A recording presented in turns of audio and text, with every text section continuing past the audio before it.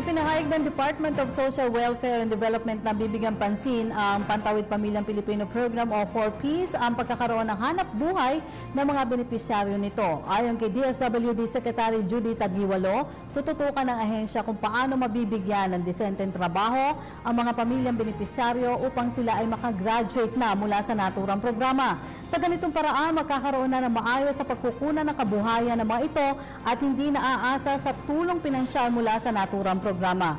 Kasunod nito, makikipag-ugnayan ng DSWD sa iba pang mga ahensya ng pamahalaan upang talakayin ang naturang usapin. Nitong Agosto 2015, umabot na sa higit 4 na milyon ang bilang ng mga pamilyang nakikinabang sa 4Ps. Patuloy ang isinasagawang pagsusuri ng Department of Social Welfare and Development sa mga programa at mekanismo nito para sa kapakanan ng ating mga kababayan. Ayon kay DSWD Secretary Judy Taguiwalo, pag-aaralan ng ahensya ang inilabas na report ng Commission on Audit ukol sa umano'y unliquidated na pondo nito para sa Pantawid Pamilyang Pilipino Program o 4Ps na nagkakahalaga ng higit 6 na bilyong piso na ibinibigay sa pamamagitan ng Land Bank of the Philippines.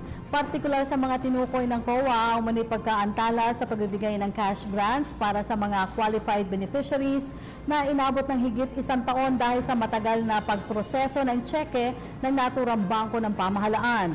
Kaugnay nito, muling tiniyak ni Taguiwalo ang maayos na paggamit ng pondo ng bayan sa pamamagitan ng pagsusuri sa mekanismo ng pagpapatupad ng mga mahalagang programa ng ahensya gaya ng 4Ps. Matatanda ang ipinatupad ang 4Ps bilang pangunahing programa ng gobyerno laban sa kahirapan sa panahon ni dating Pangulong Gloria Macapagal Arroyo.